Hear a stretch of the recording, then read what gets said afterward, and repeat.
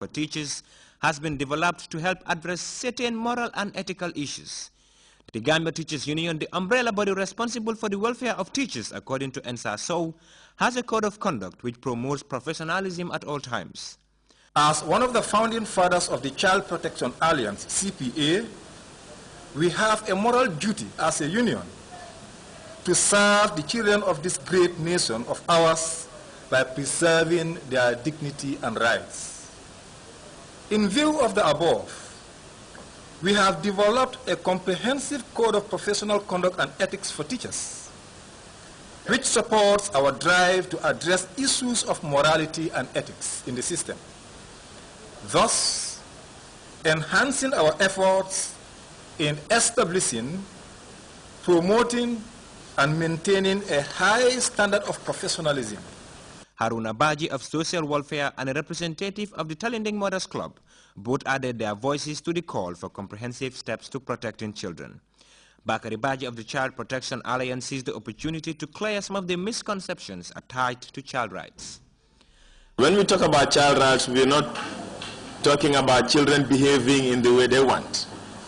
Child rights, it's about ensuring that children live in a very conducive environment, in a safe environment, that they are disciplined, but that they're also giving what they're expected to have, what do we call the basic needs of children.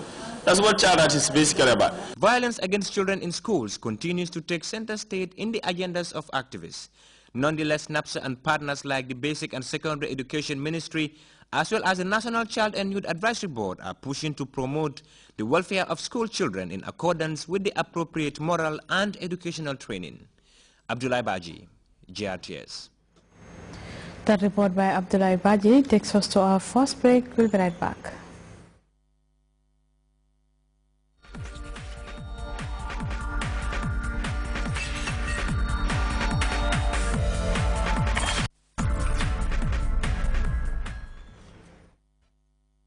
FIG bureau d'échange. Any transaction boo def ci biir FIG bureau d'échange muy MoneyGram bi muy Western Union bi mën nga cee am gagnement lii nga xamante ni mooy sa ticket mën nga cee am xarum tabaski bi mën nga cee am ganilaa bu yànj bi mën nga cee am siwo mayonnaise bi ngir sa njaboot dama ne ak FIG amul loos xoolal xëccal téléphone bi tëggal baa nga dem ca Kayraba Avenue man kat maa nga nële jël naa suma xar ba noppi dama ne mbokk yi jëli sa xaalis wala yónnee sa xaalis ci FIG bureau d'échange bi laay doo ca reccu te doo ca perte dara dama ne lu ngeen toog di xaar préparé jot na al nga taajee kat man no marana jallo am naa ne Mariama Jallo duma mere e Mariama mi arino ay ko di nekk ak yéen mooy dem yo balé ma. Welcome back. There are growing concern from authorities that some of the attackers on a shopping mall in Kenya got away as the siege unfolded. More than 60 people are confirmed dead, including the host of a popular radio show, and she was 6 months pregnant. CNN's David McKenzie has this touching story of a young lady tragically killed.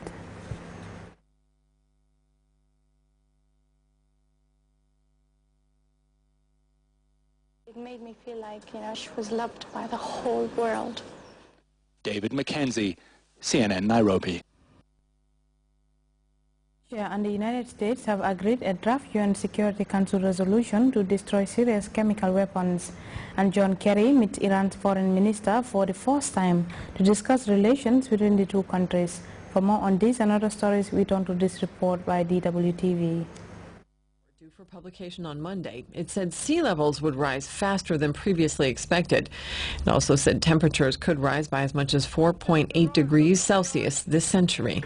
We've dug away Russia and the United States have agreed a draft UN Security Council resolution to eliminate Syria's chemical weapons arsenal.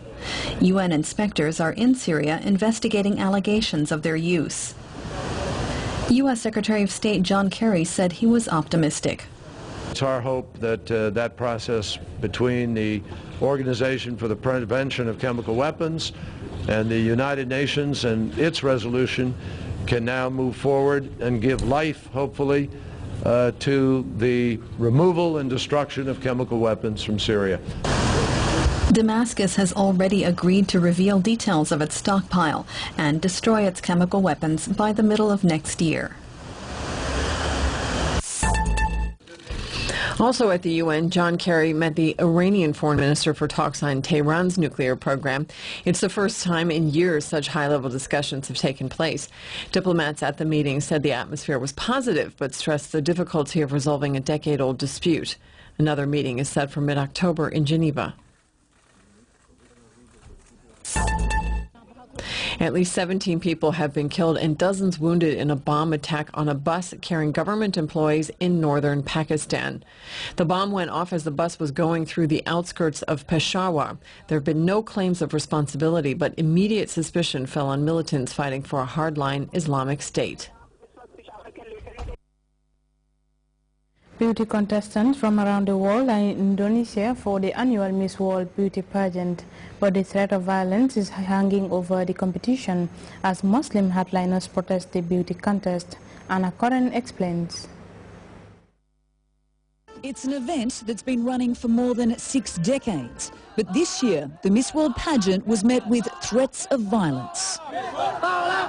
Indonesia, the world's most populous Muslim nation, was selected to host the 3-week event in its capital, Jakarta. But angry protests by radical Islamic groups saw the government switch venues at the very last minute, forcing organisers to relocate to the Hindu resort island of Bali.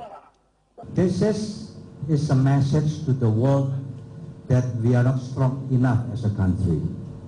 Protesters have denounced the pageant as pornography and a whore contest, insisting it's an offence to all Muslims. We consider it as a contest which exploits a woman. In an attempt to appease religious concerns, the pageant scrapped the swimsuit competition, replacing it with beachwear.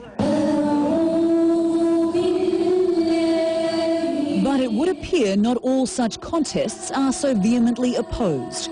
Just a few weeks ago, Indonesia hosted its 3rd Muslimah contest, crowning Miss Nigeria with the award. The difference of this event to another pageant, obviously this is not a pageant.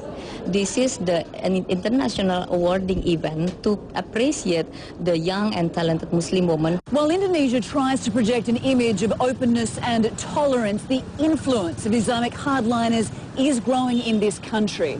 And critics say the government is only fueling the problem, caving in to this small but very vocal minority of ultra-conservative Muslims.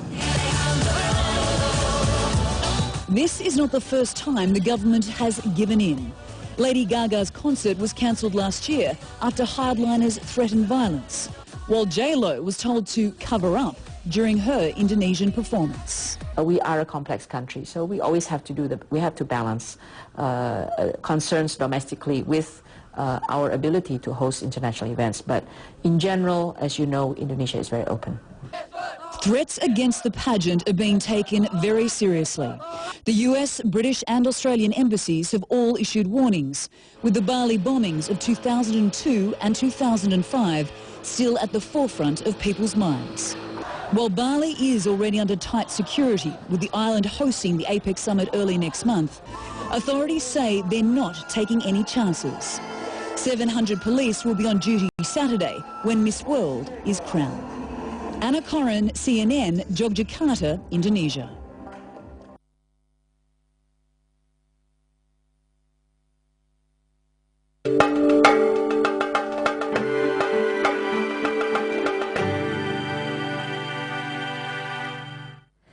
Well, time now to join the Central Focus Office for a look at the day's weather outlook.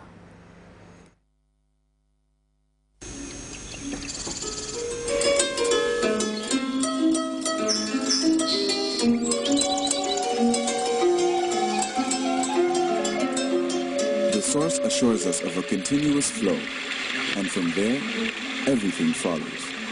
And for those of us who know what the River Gambia stands for, understanding its sustainability in all aspects of life is easily confirmed. The River Gambia provides nutritious delicacies as food, while it provides its wildlife a balanced ecosystem. This river, as a sanctuary, is committed to its inhabitants' needs without season, And as you travel along, all these values are replicated in one company, Elton, just like the River Gambia.